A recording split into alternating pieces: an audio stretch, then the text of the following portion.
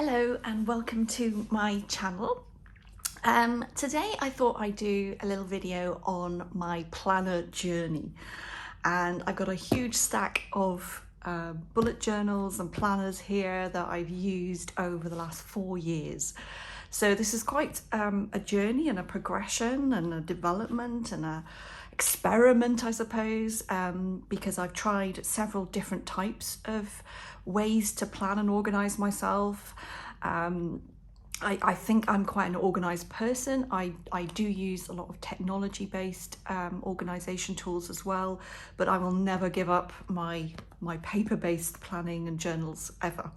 So let me take you through a very quick sort of historical journey of where I've got to today. So just pushing those to a side for a little moment. So it all started back in April 2017, and my first journal was a moleskin. And this really was when I first kind of came across bullet journaling. And you know, when I look back at these, extremely experimental. Every single week was different.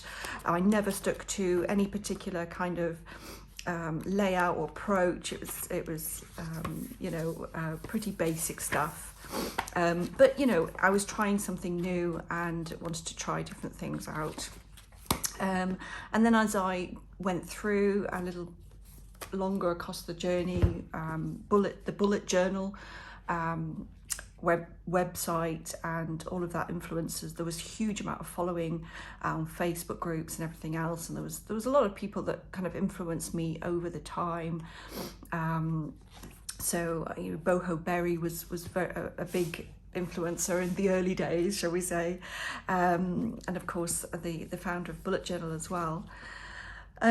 So I did use the bullet journal at one point. I treated myself. They were a little bit more expensive than the other journals, but it came with all the tips at the beginning, which kind of helped when you're just starting out. It was the future log was there, all the terminology that the bullet journalers tend to use. It was kind of all familiar. So I used this, and you can see again that I hadn't really found my planner piece, and every week was a little different. I used those days, it's good actually, a reflection. This has been quite a good reflection for me as well, because I'm now reassessing again how I manage my planning books and journals. I used the ladder quite a lot to schedule my day, and in fact at this point I was using the ladder at one side, and then I was using the other half of the page to list my tasks, which, you know, it's obviously worked quite well. And I had a few little trackers here as well for water and things like that. So, you know, this was a very typical bullet journal style, I would say. It was made up of my my months, my weeklies, my dailies, and then I used to have a lot of collections in here as well. So whether I was doing exercise challenges, weight trackers, that kind of thing, doing things in the home. So I used it very much for everything, and I use those collections. And I think at this time I was probably religiously using my index as well, which I probably don't do as much anymore, but because I don't really just feel that I refer back to stuff as much. But anyway, that was my first, and then I'll flick through the others fairly quickly. But I must admit, I've changed books and brands quite a bit just to try the different papers, the different books, see how I got along. This one, this one's a Lectern, I think. Yeah, Lectern 1917. I clearly like the colour. So was the bullet journal, actually. It's the same brand, but it was bullet journal. So again, this was a typical bullet journal right through. Then I started looking for other dot journals, and at this time there wasn't actually a lot of choice. And when I discovered this one by accident, actually, in a kind of art shop that did a bit of stationery, I came across Nuna. And what appealed to me at that time was it was slightly bigger. So it's a little bit bigger, as you can see, than the A5. A bit wider, a bit taller, and quite a bit thicker. And at the time, I also quite liked the fact that the dots were a lot smaller. So the dot spaces were quite a bit smaller. You probably can't see it on the camera, maybe, I don't know. But yeah, the dot spacing is a lot smaller than this, which had its benefits and also its downside, because my handwriting isn't actually very small. And I was finding that I couldn't write on each of the lines because my writing was too big. So I was having to take 2 lines, if you like. So yeah, that was a little bit frustrating, but you know, I kept with it and I used it for pretty much a whole year. This took me from, well, half a year. As a typical journal lasts me half a year. This took me from, you know, December 2018 through to June 19, actually. Sorry, June 9, 2018 to December. Then I discovered junk journaling, and I really got into junk journaling, big style. I love the look, the vintage look and everything else. And Nick the Booksmith, who was a huge influencer of mine at that point, I did a lot of her courses, I made a lot of junk journals. She created a junk journal planner template. So I thought, oh, that's fantastic. You know, I can take this and I can use it. So I did. I tweaked a little bit, did a bit of editing Photoshop just to make sure that it fitted with my week. But I used this, and I used these inserts. I produced 1 insert per 2 months for the whole year. And I used my lovely Chic Sparrow journal cover and kept them in there. And you know, I enjoyed working with them, and I worked, I think, in them for 2, 4, 6,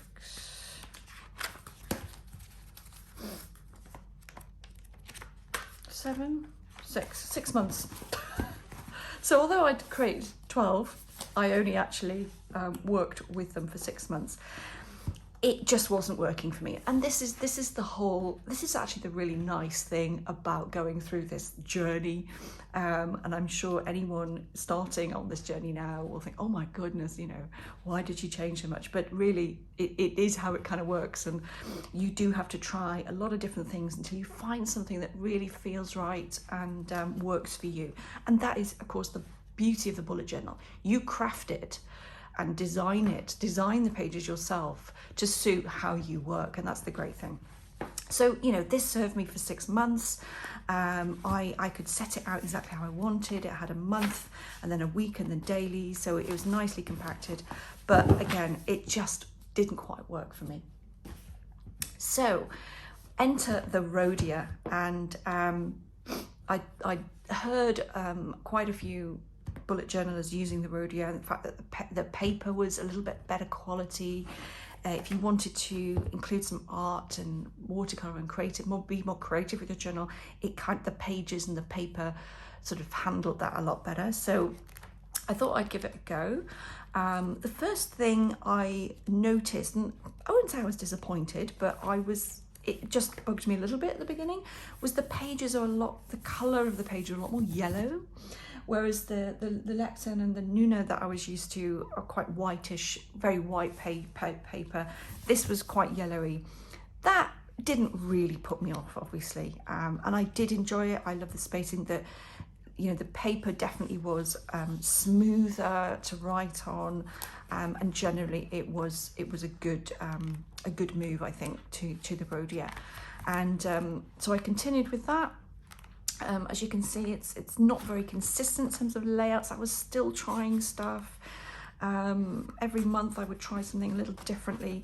But there's a few things that I have to say that over this period, there are a few things that I can go back now through my journals and pick out, go, yes, that really worked. And now, only now, 4 years on, I'm really bringing these little elements together and creating one thing that really just works for me. So that was my first move to Rodeo. Then I went onto the Rodeo Goal Book, which the advantage here, of course, is that the Goal Book brings brings a little bit more of the bullet journal features in. The contents pages, it has the monthly log planning section at the front. And then it also has the numbering, the page numbering, which of course, if you're familiar with the bullet journal method, the numbering is quite key because of the contents. So otherwise you have to write the numbers in yourself. So yeah, I really enjoyed this. At the time I had discovered Helen about this time. I think that's probably what moved me onto the goal book. I discovered Helen, Journal with Purpose, and she became then a big influence of mine in terms of how I use my bullet journal. And it was a really, I purchased one of her books. She's got a couple of books that I would, so Helen from Journal Purpose became quite an influence at this point, and I think she's the one that probably got me onto the goal book. I bought her book. She had just, she soon published a book, which really sort of, I suppose, inspired me to use creative elements more in my journals. And this is a lovely little book that features motifs, alphabet, sketching. If you want to start just doing a little bit of drawing in your books, even if you've never done drawing or art before, these are very simple outline drawings, little doodles if you like. A great way to start if you're not that confident with drawing and layouts. I would say this is a great book, and I still refer back to it. You know, I'm part of Helen's Patreon group now, and she's referred back to this book as well. We did a pattern challenge, we've done a leaf challenge. So there's lots of things here, and I will dip in and out of this book from time to time just to get some inspiration on maybe themes or things like that. So I would definitely recommend if you're starting out, that's a great book. So yeah, going back to the journal, the goal book. So I carried on using this. I have to say I did miss my Nuna book that I had used, if you remember, a while ago.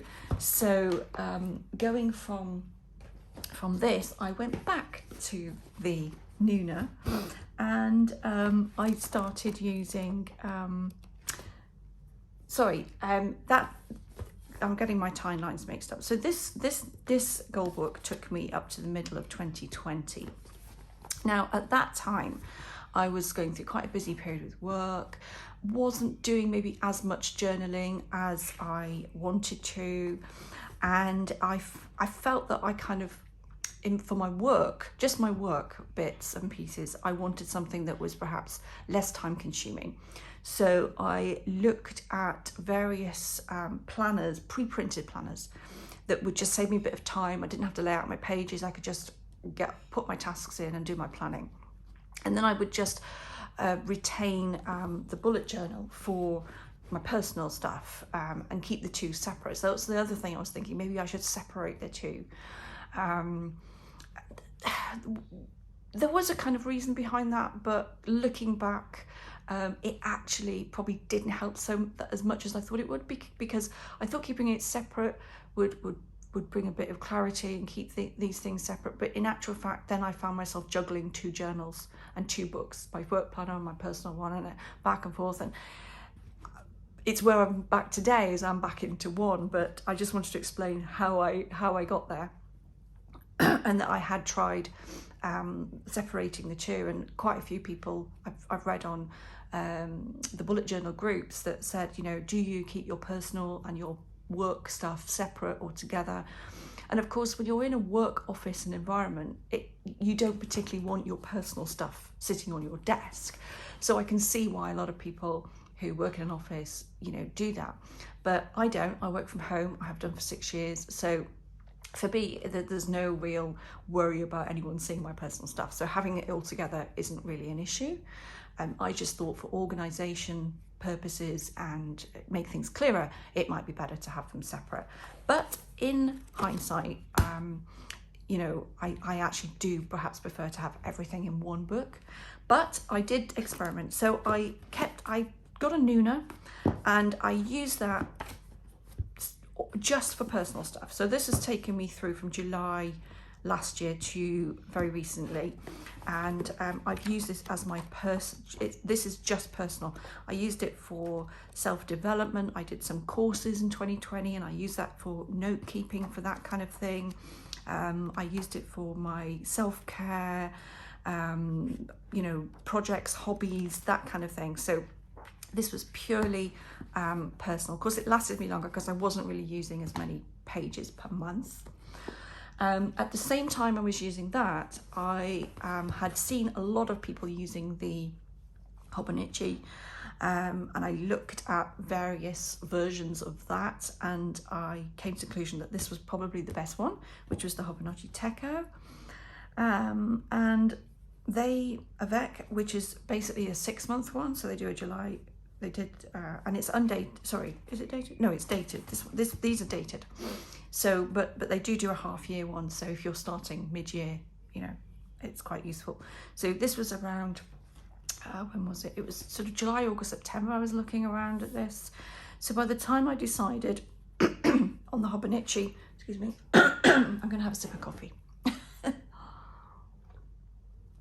At the time I decided on the Hobonichi, it was around August, September time. So, okay, so the Hobonichi, I've seen a lot of people decorate these beautifully and they look gorgeous. The paper is actually quite amazing because it's absolutely paper thin. I mean, it's so thin and fine that I thought, oh, this is going to be a problem. This is gonna, I'm going to have bleed through. I'm going to have all sorts of things happening, but it doesn't. There's no bleed through. Clearly, there's a little bit of show through, but not that much. It's actually, I think it's an engineering, magnificent engineering feat for paper production, because even though it's so thin, you don't see much show through. So, you know, I was quite impressed with that, even though initially I was a little worried. What I didn't get on with this, I think, and I did start decorating it a little bit, and some weeks I wouldn't bother, some weeks I would. But the one thing I think I didn't get on with this about was all the months spreads are in the front. And, you know, for some people that really works well. For me, I didn't get on with it so well. So we have calendars in the front, we have the months all in the front, and then we have your weekly spreads as well, following the monthlies. All the weekly spreads follow the monthly spreads, and then the rest of the journal is your dailies, with a kind of month divider between each one. So yeah, I just couldn't grip it. I think I stuck with this for 3 months. Yeah, I started in September and I went through to November or December, was it?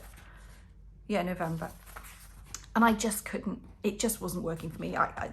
It's hard to really explain why, it just wasn't.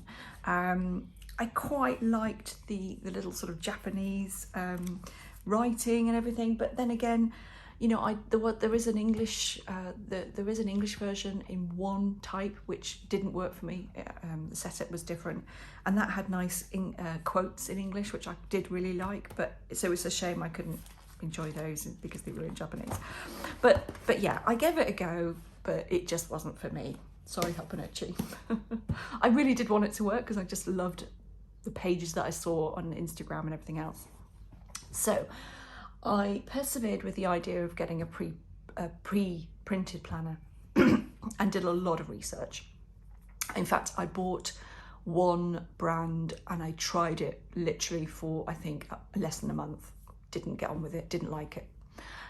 So I ended up with Clever Fox, which I have to say, if you're looking for a pre-printed planner, I would, and I'm not getting paid for any of this, by the way, you know, this is purely my own views.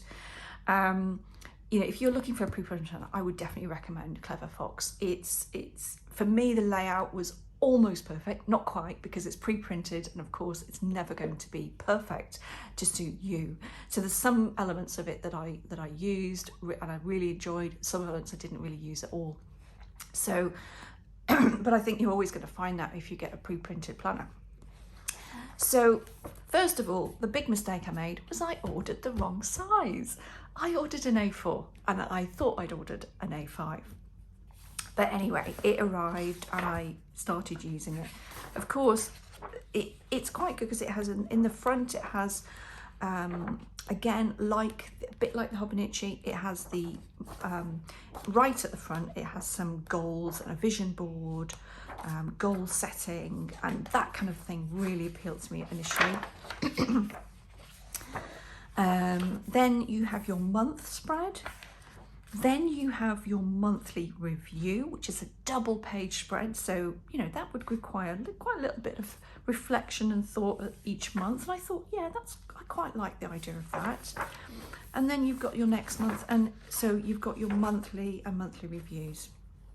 So I didn't mind so much that was in the front. Again, it's not what I've been used to with the bullet journal, obviously. And then you go into your weeklies. And in your weeklies, it starts off with one page of a weekly planner, and then you've got your dailies for that whole week then. So dailies, and then at the end of each week, you've got a blank note page and a weekly review. And I really, really liked this. There were some sections of the review that I wasn't sure if I was really getting much value out of it, but I did persevere and I completed those for a few weeks. And then you've got your week planner again.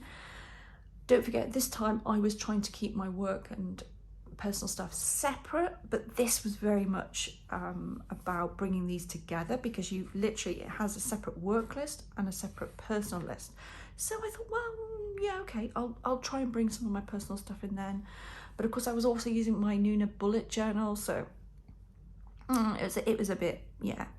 But I persevered and I used this for a couple of months, I think, pretty much. Yeah, I used it for December and January. But then, halfway through January, by the looks of it. But honestly, I felt I was just not, it was a lot of wasted space. Some days, and the weekends I hardly use for planning, obviously work planning. And there just ended up being a lot of empty space, and I was just filling it with stickers and decoration because I felt, oh, what a waste. So I had already, as soon as I realised I'd made a mistake by ordering the too big one, I did order the small one. So as soon as that arrived, I switched over and went into the Clever Fox A5. Now this has really worked well for me, I have to say. Again, it's the same layout. You've got the months up front, but the thing that's missing in the smaller one, it doesn't have the monthly review, which I thought, oh, that's a shame, because I quite liked the monthly review, but that wasn't included in the smaller version. And then, like the bigger version, it has a day of a week plan, followed by your dailies, and at the end, again, you've got your blank sheet for notes and your weekly review. So I've used this now for this last quarter, so right from the beginning of the year through to almost the end of April, I have used this. As you can see, towards the last couple of months, I haven't bothered in decorating at all, so it's been very boring. It's been very functional, and it's worked well. What I really liked about the bits that I've really liked, and I'll just pick out a blank page, you can see. What I've really liked, let me go back to a week bit. There were some parts of the week review that I really liked. The main goal, whether you achieved it, the wins, what you learned during the week, how do you feel you've progressed that week, and how you're going to improve next week. I really like those sections. I felt I really got, benefit out of those. And then the weekly plan, again, I really like the fact that they have this, they split the main goal and then your priorities, and then your to-do list. It does still include your personal stuff, and I wasn't really using this at all. Also, I really like the concept of this life balance list. And it just encourages you to think about all the areas of your life and make sure that you do something in those areas. So health and fitness, fun, recreation, family, friends, personal development, romance and relationships, and spiritual. And I loved the concept of that, and I'm still thinking about the moment how I'm going to take that into my bullet journal. But I did really like the daily layout, and I have to say I've used this fairly consistently. I tend to not use this rate your productivity at the end, mainly because I forget to do it, to be fair.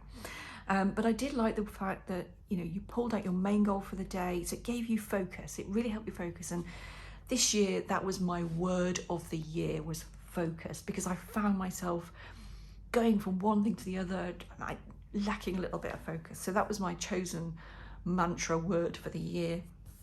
So this really, I felt, helped me to do that. So you had your main goal, your priorities, and then you had your schedule, which was again like the ladder I used to use my bullets. I really like that. And then you've got your to-do list. And I actually like the fact that there wasn't a huge amount of space, right? So you couldn't actually create huge long lists for your daily tasks. And I have been so guilty of over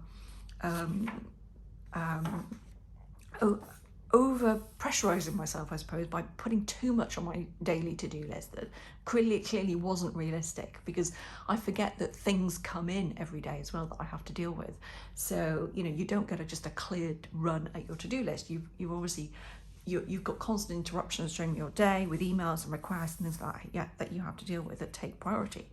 So I was just consistently, you know, left with half the stuff still left on my to-do list. So this has actually forced me to say, right, I am only going to put one main goal, 3 priorities, and I was actually just trying to use half of this.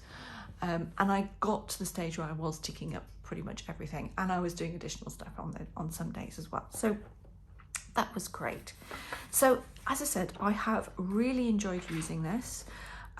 If you are specifically looking for a pre-printed but undated planner, then this, I think, is probably the best one that I've tried. And I have tried a few. There was a couple of false starts before this one with other brands, but this one for me was definitely the most successful pre-printed undated planner that I've used. But saying all that, I have gone back to my bullet journal, and this is the Rodeo goal book. Back to that one again. I had considered whether I stick to the Nuna, you know, the thicker one with the smaller dots, but again, my handwriting, it's not small enough, I think, and there was a bit more page. So I think consistently, if I look through my old journals, this was the one that worked probably the best for me. So this is the one I've returned to this year. So I started, of course, I did the first quarter of the year in my Clever Fox. In the meantime, as you remember, I was using the Nuna for my personal stuff, so this took me up to the end of March. So now I'm combining the two. So I'm bringing my work and my personal stuff into one bullet journal. So this is giving me one less journal, one less book to worry about in my stack of journals. Again, I'm liking the fact that the goal book has the contents pages. It has which I haven't started using really much at the moment yet. It has the monthly year glance. It has the monthly logs. Again, this is not something haven't got my head into this fully yet, so I will be using these pages definitely. So I'll just flick through my April, again, this started off just as a personal one because I hadn't quite finished. Don't forget, I hadn't quite finished using my Clever Fox. So this kind of started out as a just personal one. So I used some of Helen's Journal with Purpose printables that we get through the Patreon group. And I like to have a theme, whether it's a colour or something. These were sort of flowers, and she did have different colours. So that was that. And then I started to think about how I could, you know, rethink about some things. I love, and very much influenced by Helen's layouts, I have to say. Very similar, if you probably tell. Although I have started just to change them a little bit. I love the gratitude pages. I love the habit trackers. I started an Instagram schedule, which was a bit of a mess because I've had time to rethink about that, so I'll talk to you about that in a minute.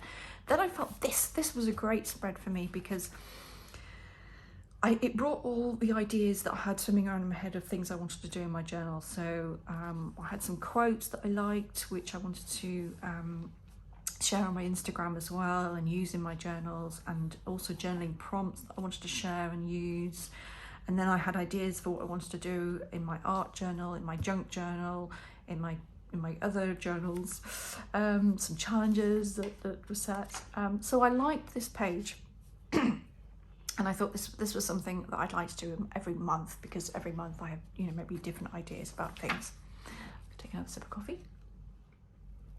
That's about it. This was an active 8-ball challenge, which I only got halfway through. Gosh, story of my life at the moment. We've got a blank page there. But then I started a weekly. I experimented again. I've done this in the past before. It takes a little bit more time, but the Dutch door idea. And then I didn't do it this week, but just a week, because I wasn't currently using this as my work. So I didn't really need a lot of space for my to-dos. These were just personal to-dos. I didn't really need a lot of space. Again, I wasn't really using it.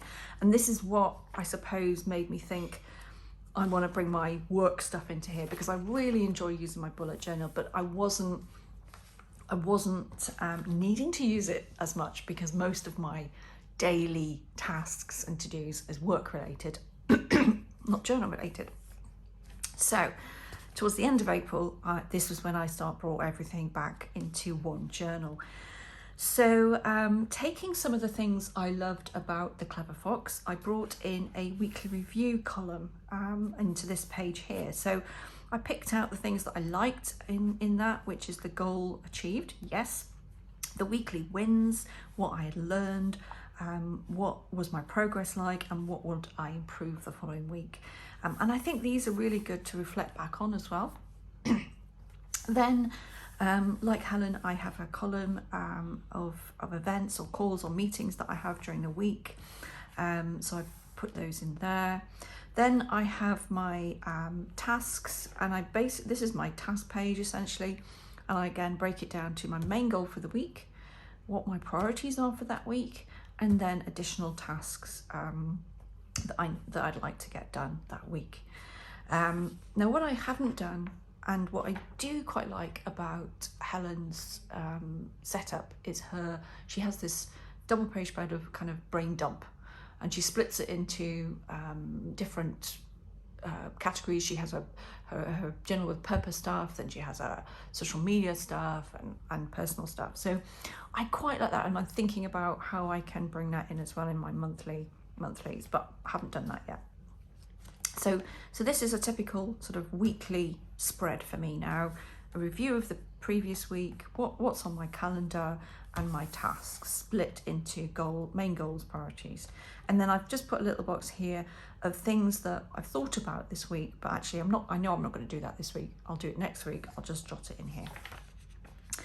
Then because I haven't, again, I'm trying to restrict my the number of tasks that I have. I have daily tasks, and I know that Helen puts them in her daily lists as Monday tasks, Tuesday tasks, Wednesday tasks. I think that was quite clever. I actually have that, and I have them on my computer. So those are things that I do every single day, and it might be different things for different days, but those are on my computer, and I don't necessarily put them in my bullet journal. So these are just the key tasks that I've been doing each day this week. And I've only used one page for the whole week. Now I know that some weeks that's going to go into 2 pages, and maybe some weeks it might go into 3. It depends how busy you are. I actually had a couple of 3 days off work this week, because I've had a very busy work period, so I had a few days off. So hence it's not been as busy with work, so there's not as much going on.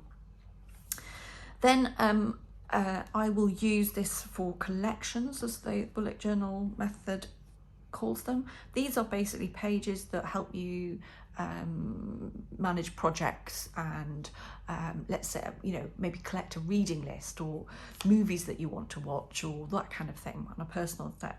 So I'm using this page, for example, to plan my work monthly bulletin that I produce. So I'm just writing down some of the content that I want to include in that.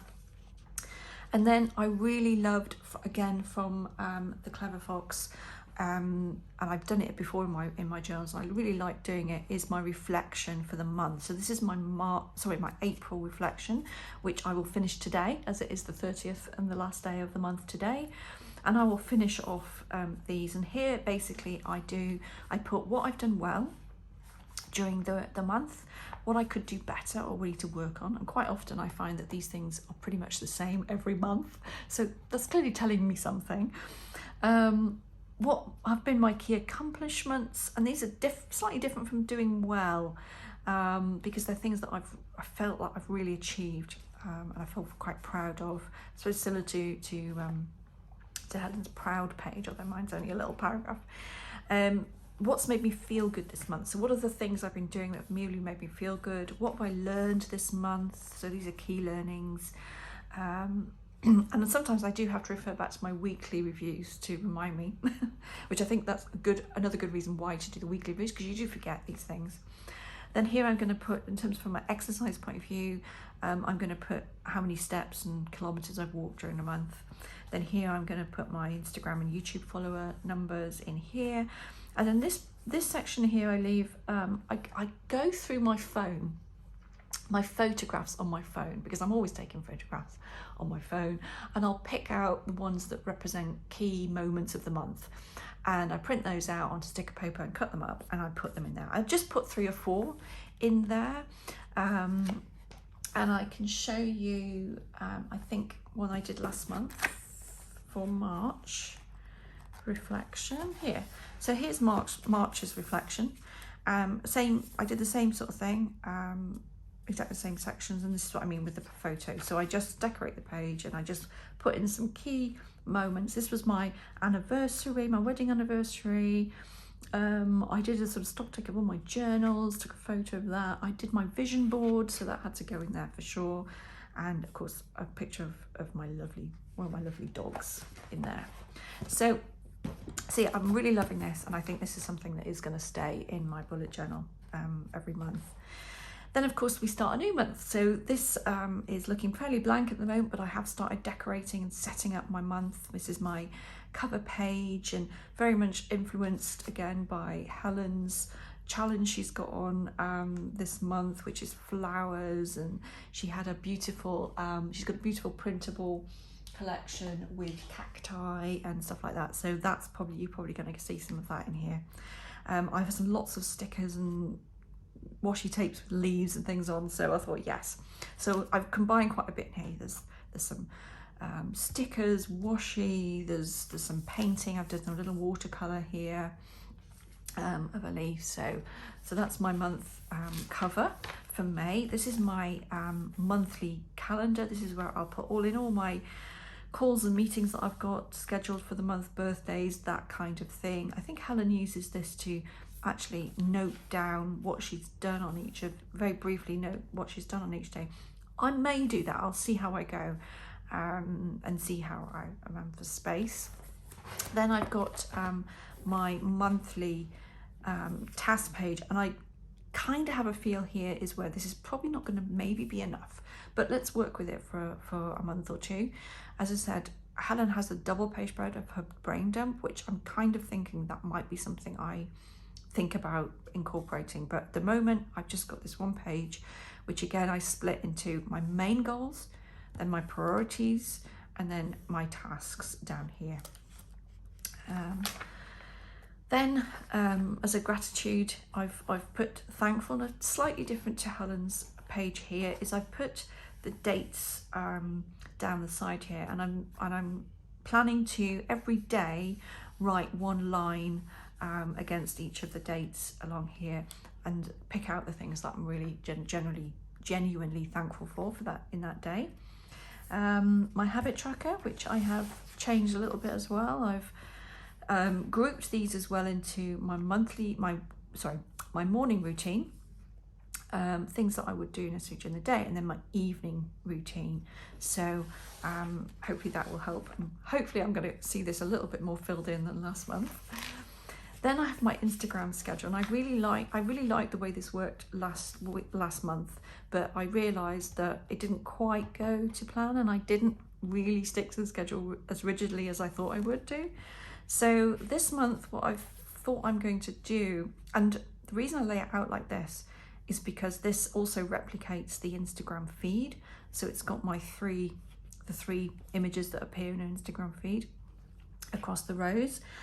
So I split that up so it represents the Instagram feed, but it's also the month as well. So it starts from the 1st and then goes up and across and up here, because of course the last posts in Instagram are on the top. So that's how I've laid it out, and it worked well last month, so I'm hoping it will work well this month.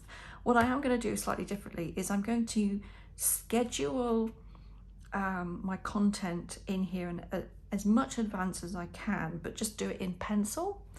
And then when I've actually posted, I'll then write in what I actually posted in pen. Having read some of I use the preview app, by the way, to schedule my Instagram posts, which I found really useful. And that comes with a fantastic user guide, which comes with a lot of tips and tricks and hints and things of how to use Instagram. So I've taken a few of those on board, and although I probably won't keep to it that strictly, I quite like the idea of having a nice looking layout. I use the background of all my photographs is my desk, which is this, and I tend to keep that fairly consistently. I use the same background for my quotes and prompts that I use during the month as well. So I kind of want a bit of a pattern going on, so that visually it looks quite nice and appealing. So I'm going to attempt, although as I said, I didn't really stick to it very well last month, I am going to attempt to stick to that this month. So I need to fill in that, which I'll be doing today and tomorrow. Then as I said before, I had that page which I found really useful, which was if I can find it again now, this creative idea dump type thing. So I thought, right, I'm gonna use that again, a little bit more organized this month. So we've got quotes, nice quotes that I'll add in here, the prompts that I'd like to use during the month in here. So I've called this creative and journaling ideas. Then themes and colours for journal spreads that I have, because quite often I'll suddenly have an idea, oh, I'd really like to do I've always thought every month, oh, I'd really like to do a spread on nautical, seaside, beachy, and I never do them because I forget. So hence this. So I'm going to write down all these ideas that I have for themes and colours for my journal spreads. Then art projects, so slightly different, I'm doing a course at the moment on abstract painting. So I'd be putting that in there. There's some other courses that I have in mind to do. So those will go in there. I want to do a bit more writing and calligraphy type courses. And then here I do have a blog, Journal Bliss. I did quite a lot of that last year, but haven't done really any this year. So I really want to get back into blog writing. I enjoy writing blogs. I do it for my work a little bit. So I really want to do some of my own blogging as well. So I'm going to be doing some more of that. So I'm going to be putting some ideas of what I'd like to do there. Then I'm doing a self-development program called Your Best Life, which is a 9-week program. So again, this is going to be part of my bullet journal. This is my everything journal now. So this is going to go in there. So this was my introduction section, and then I'll be doing another section there. So that's basically my May setup for now. And of course, I'll be putting in my first weekly spread in here and going forth from there. So that is my planner journey, and I hope this video has been interesting. I hope it's not been too long.